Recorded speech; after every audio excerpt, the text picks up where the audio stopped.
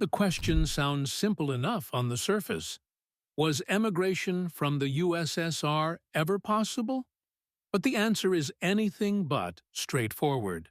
For 7 decades, from the birth of the Bolshevik state to its final collapse, the Soviet Union maintained one of the most complex, contradictory, and ruthlessly enforced emigration systems the modern world has ever seen. It was a system built not on coherent policy, but on paranoia, ideology, and the desperate need to control the narrative of Soviet life. Emigration was never just about movement across borders. It was about loyalty, propaganda, punishment, and above all, power. The Soviet government wielded the right to leave as both weapon and reward, granting it to those it wanted gone, and denying it to those it feared would embarrass the state. Understanding this system requires going back to the very beginning, to the moment when the Soviet state first confronted the reality that not everyone wanted to live under its rule. The first great exodus began even before the Soviet Union formally existed. Between 1918 and 1922, as the Russian Civil War tore the former Russian Empire apart, roughly 2 million people fled the country.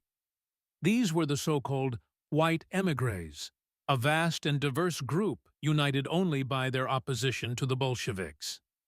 They included military officers who had fought against the Red Army, aristocrats whose estates had been seized, businessmen whose enterprises had been nationalized, intellectuals who rejected Marxist ideology, and ordinary citizens who simply feared what the new order would bring. This was not a controlled or orderly departure. It was a chaotic, desperate flight, carried out in the final stages of a brutal civil war as the White Armies collapsed and the Bolsheviks consolidated their grip on power. The scale of this emigration was staggering, and its impact on the nascent Soviet state was profound.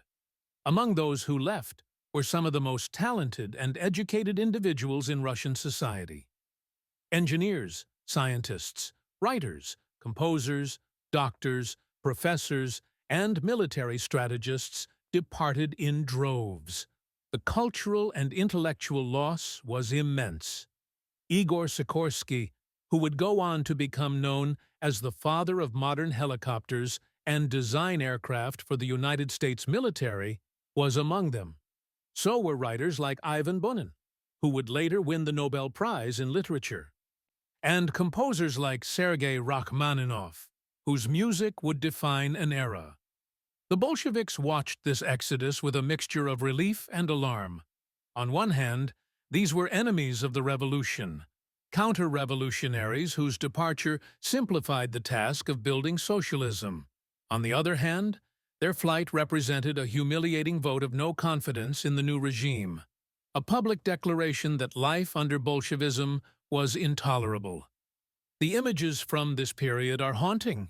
Ports in Crimea overflowing with desperate refugees, waiting for ships that would carry them to Constantinople, to Europe, to anywhere but Soviet Russia. The American Red Cross and other international organizations scrambled to manage the humanitarian crisis, ferrying tens of thousands of displaced Russians to temporary camps and resettlement centers. By 1922, when the Soviet Union was officially formed, the first wave had largely concluded. The borders, which had been porous during the chaos of civil war, began to close. By the late 1920s, emigration from the Soviet Union had become nearly impossible. The state that had emerged from the revolution was deeply insecure, obsessed with external threats and internal sabotage. Under Joseph Stalin, who consolidated power by the end of the decade, the Soviet Union transformed into a fortress state.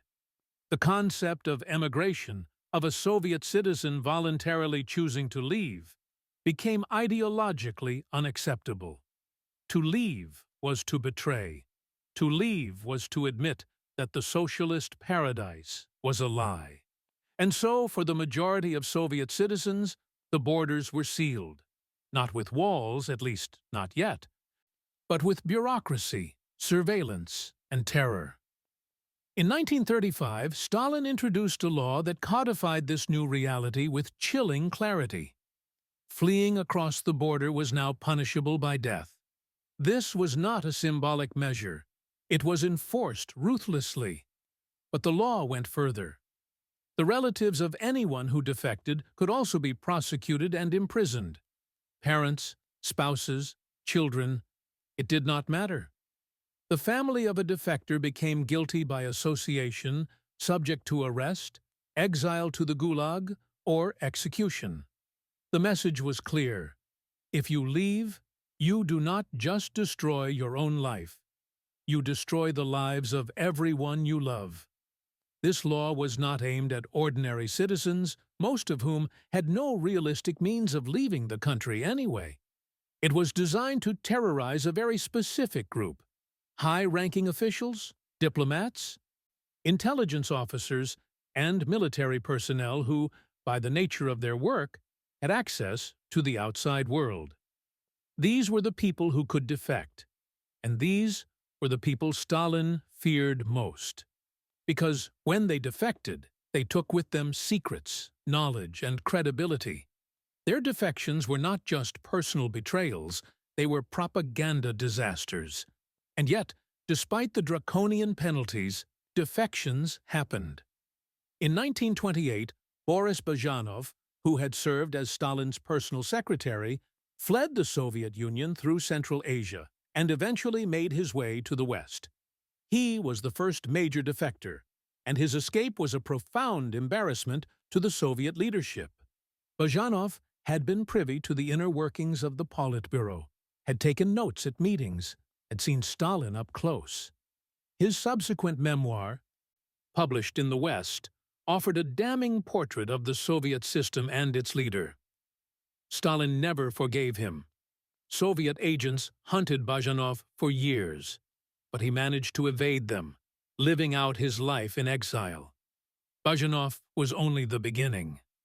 Over the following decades, a steady trickle of high-profile defectors escaped the Soviet Union, each one a blow to Soviet prestige. In 1938, Genrikh Lyushkov, the head of the Soviet secret police in the Far East, defected to Japan.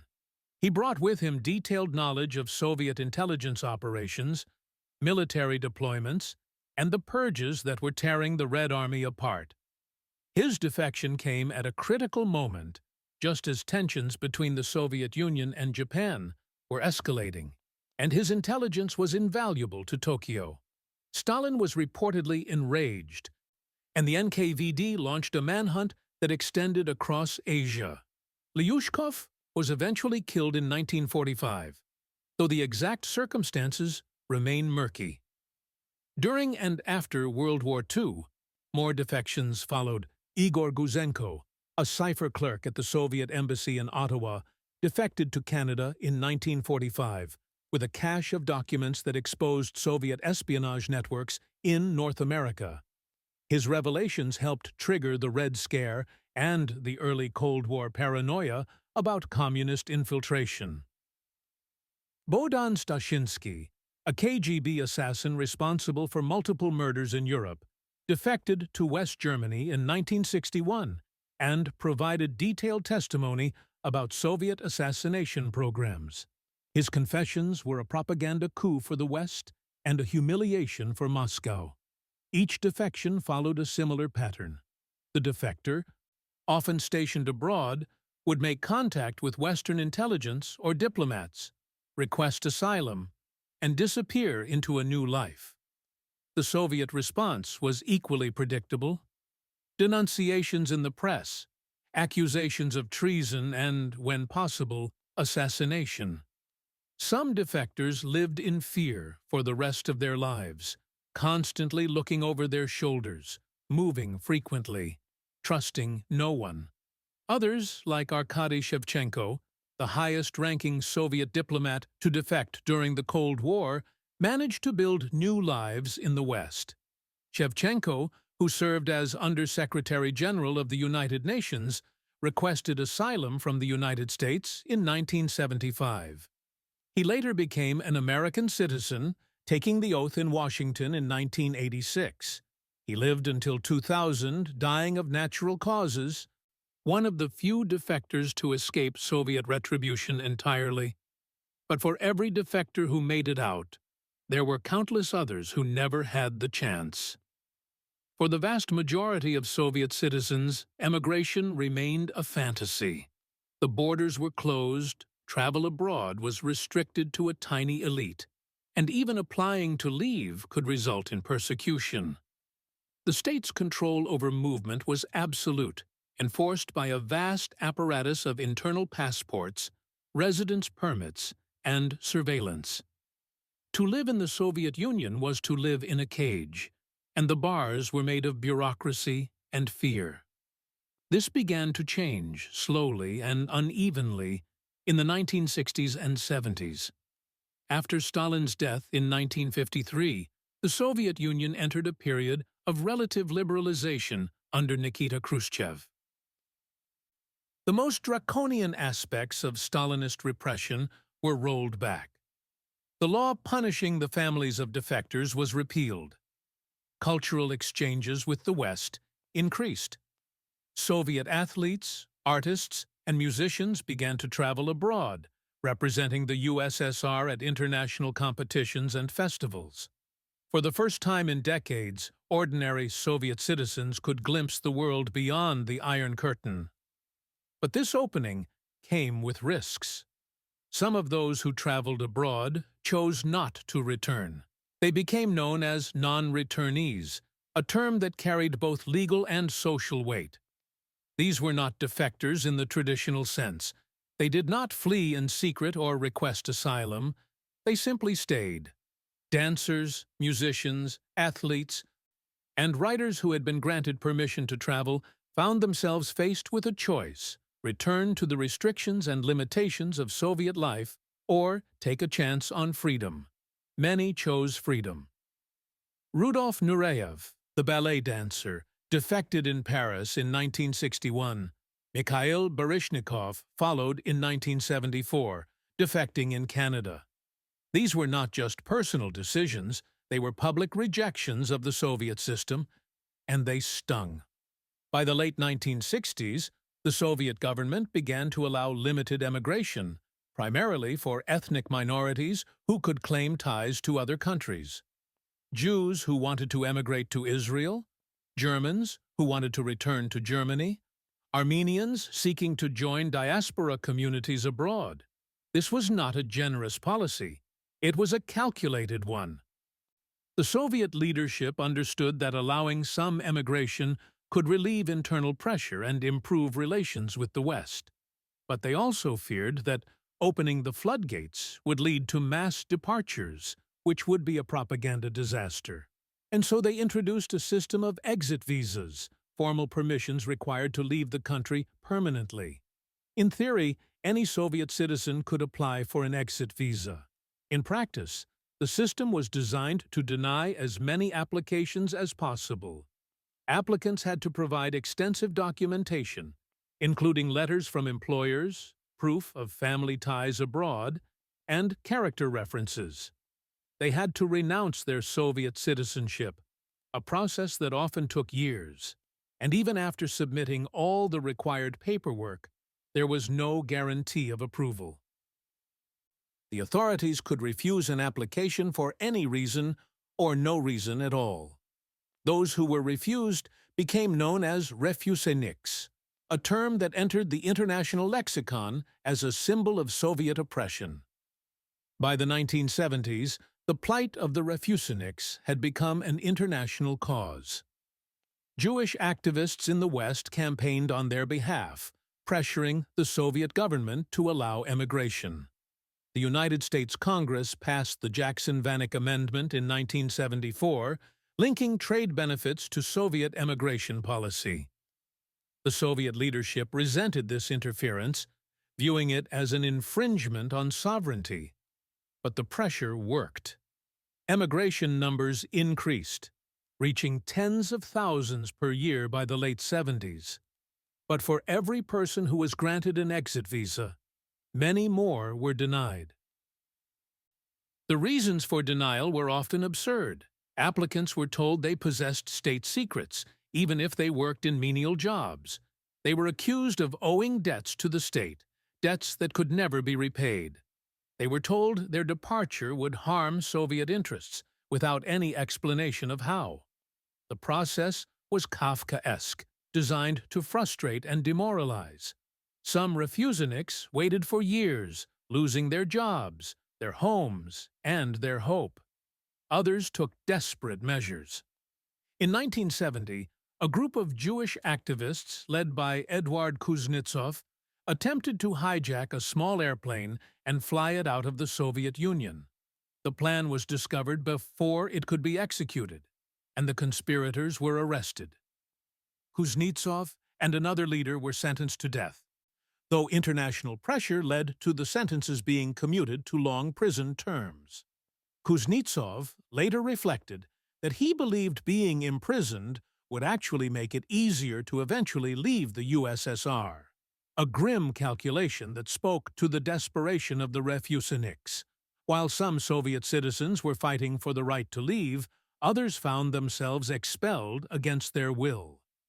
In the late 1970s, the Soviet government began stripping certain individuals of their citizenship while they were abroad, effectively exiling them. This was a punishment reserved for dissidents, artists, and intellectuals who had embarrassed the regime.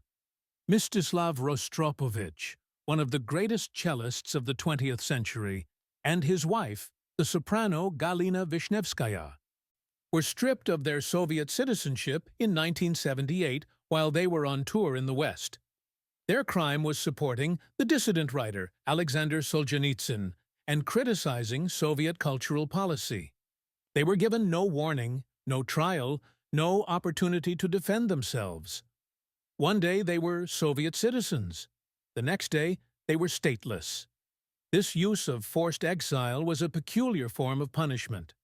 It allowed the Soviet government to rid itself of troublesome individuals without the spectacle of a trial or the risk of creating martyrs. But it also sent a message: loyalty to the state was conditional, and citizenship could be revoked at any moment. For Rostropovich and Vishnevskaya, the loss of citizenship was devastating. They were cut off from their homeland, their families, and their cultural roots. They would not return to Russia until 1990, after the Soviet Union had begun to collapse. The situation began to change in the mid-1980s with the rise of Mikhail Gorbachev. His policies of glasnost and perestroika, openness and restructuring, transformed Soviet society in ways that would have been unimaginable just a few years earlier. Censorship eased, political prisoners were released, and emigration rules were relaxed. By the late 1980s, the number of Soviet citizens leaving the country had increased dramatically. Lines formed outside foreign embassies in Moscow as people rushed to obtain the documents needed to emigrate. The exit visa system remained in place, but approvals became more common and the process became less arbitrary. Yet even in this period of liberalization, the fundamental principle remained unchanged. Soviet citizens still needed permission to leave. The state still controlled the borders. The difference was that the state was now willing to grant that permission more freely. By 1990, as the Soviet Union teetered on the brink of collapse, emigration had become a flood. Hundreds of thousands of people left, seeking opportunities and freedoms that the dying Soviet system could no longer provide. When the Soviet Union finally dissolved in December 1991, the question of emigration became moot. The successor states, including Russia, adopted new laws that guaranteed the right to leave and return. The Iron Curtain was gone. The borders were open. For the first time in 7 decades, Russians could travel freely, emigrate without permission, and return home without fear. It was a freedom that an entire generation had never known, but the legacy of Soviet emigration policy endures. Millions of people were scattered across the globe, forming diaspora communities that still exist today. Families were divided, with some members inside the Soviet Union and others abroad, unable to visit or even communicate freely. Careers were destroyed, lives were ruined, and countless individuals were denied the basic human right to choose where they lived. The Soviet state treated emigration as a privilege to be granted or denied at will, a tool of control and punishment. It used the desire to leave as leverage, forcing dissidents into exile and trapping others behind closed borders. The history of Soviet emigration is a history of contradictions. A state that claimed to be building a workers' paradise felt compelled to prevent its workers from leaving. A government that preached internationalism built walls to keep its people in. And a system that promised freedom delivered only surveillance and control. The question was never really whether emigration from the USSR was possible. It was always possible for some under certain conditions at certain times. The real question is what it cost. And the answer is that it cost everything.